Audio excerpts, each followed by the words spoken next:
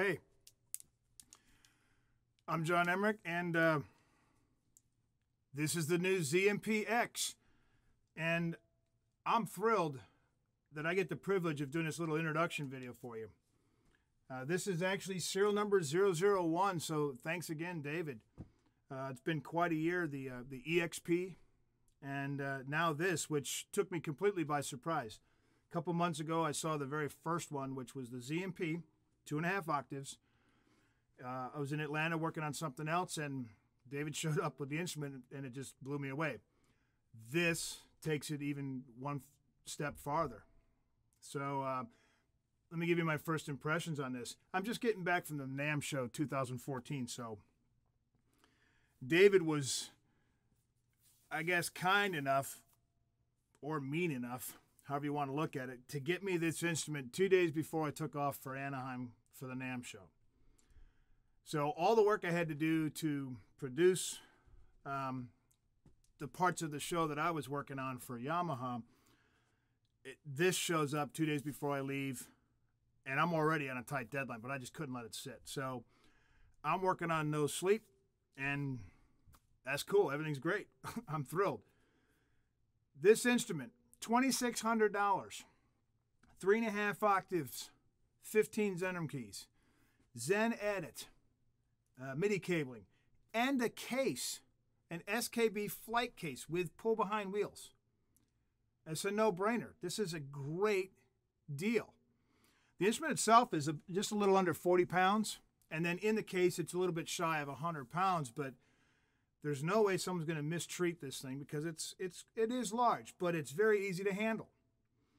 Now, playing the instrument it's a joy. I mean, I'm having a blast playing this thing because of a couple of things. One, the bars are made out of walnut. Now, I applaud David for that decision. There was some, side-by-side comparisons done, and walnut exhibits the triggering capabilities and that we need as Zendrummers and that David wants to have for the instrument. It's a great choice. It's not considered a tone wood necessarily, which is actually a good thing because while this instrument feels just like rosewood or padauk, the same woods that you use on a real wooden instrument, if you use those woods here, because those are tone woods, you'd have a lot more crosstalk issues. Walnut's an excellent choice. The sharps and flats are actually up above what you consider the white keys on a piano. Great. The feel of this, these are spaced out exactly the same as a non-graduated instrument from any of the acoustic instrument companies. So again, I played a chromatic scale on it, and it's down. I got it. I'm ready to go. All of my spacings work. It feels wonderful to play. In fact, it's frighteningly accurate compared to a real acoustic instrument. So let's talk about the bar real quick because I think this is important for potential customers. Walnut is a hardwood like rosewood, so there are some rules. Just like a real fine instrument that an acoustic on the acoustic side, the same rules apply here, in that being something like this, which is a very hard plastic mallet, should never be used on these bars. In fact, I have a spare bar sitting here, and if I just go ahead and hit it, and I'm not going to hit it too hard, but I'm going to hit it with this mallet,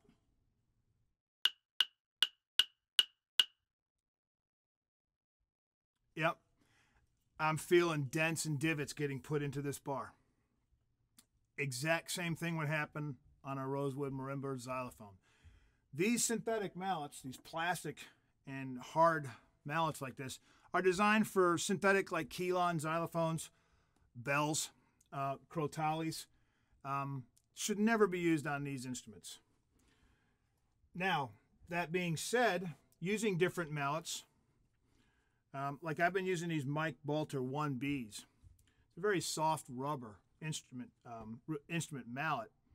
And on a xylophone, it wouldn't really work so well, or on a marimba, it'd be really sharp attack. But the thing that I notice here is, as I play with it,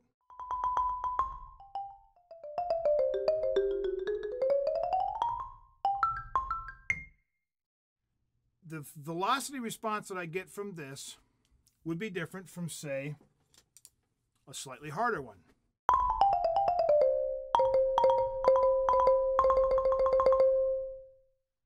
Which is exactly the same kind of thing you're going to have happen on a real instrument. So the mount you choose will definitely have an impact on the velocity. That's a great thing. So mallet choice actually matters on this instrument, and you can change them. Now, in true fashion, David really, he always takes care of his customers. If for some reason you do screw up a key, there are replacements. I always have a replacement with me just because in my travels, the instrument's out of my hands at times, so I never know if someone else is going to damage it. The replacement bar with the mounting strip and the connection tab to go right into the Zendrum processor is $25. That's a great price for a replacement bar. So 3.5 octaves of real keys. Then you also get the added benefit of 15 proven Zendrum triggers. These are the large size. What I like about that is if I go to do a show and I need to bring in some percussion instruments, I can put them up there. I can play BFD off of it.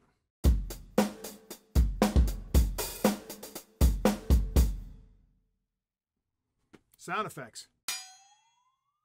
Whatever I happen to need. That right there is a really cool added bonus to me because I don't have to set up another complete set of instruments or trigger pads. It's contained right here. It's great. I use, and I'm using this Zendrum computer box. I'm not exactly sure what David's calling it, but if you want one, he'll gladly build you one. It won't fall over. That's a cool thing. So this becomes my live rig. So in here, I use a program called Mainstage, which allows me to bring in contact, different BFD, different programs that I might need. And I can use these buttons up here as function buttons. Now, that covers the instrument up here. On the floor, I have a foot-activated trigger pedal, a hold pedal, and 2 continuous controller pedals, all plugged into the panel back here. Now, where this gets a little different, and still very cool, is that you'll notice there are 2 brass tabs right here on the instrument. The inside, or basically inside this instrument, and I'm sorry I'm getting fast talking because I'm excited and I want to finish the video and get back to playing, but inside there are 2 complete separate Z4 Zendrum circuit boards. So everything to the right of the tab is this control panel and this display, and everything to the left is on the other side. So you have 2 obvious split points. But with ZenEdit Pro, any bar, any trigger can do absolutely anything independent of all the rest of them. So it's almost infinite. 44 walnut keys with mallets and 15 trigger buttons from the Zendrum family. You have it doing all sorts of things that you never thought or never thought you could do with a regular instrument. You also have the foot control. So again, this is an exciting instrument and it's beautiful. If you look at this, sitting next to my 1920s Leedy timpani and my crotales, this looks like it belongs in the percussion section. You can set this next to a set of bells, next to a regular xylophone if I need to. It's MIDI. I can play any tone. I'm glancing over that, but that should be pretty obvious to everyone. This doesn't have to play just mallet instruments. It can do anything. In fact, some of the shows that I've recorded in the past, I've had like French horn parts show up on my charts.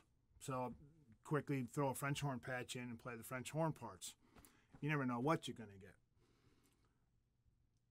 So, as you can tell, I want to wrap this up because I want to get back to playing. And I want to thank you for watching, and I encourage you to check this instrument out. If you have any questions, go ahead and shoot an email into David at zendrum.com. And $2,600, this instrument with a case, with ZenEdit, and I believe the MIDI cable, man, it's a great deal, and it's a wonderful instrument. So congratulations to David Haney and the folks at Zendrum on the launch of to me, this is real exciting. So thank you.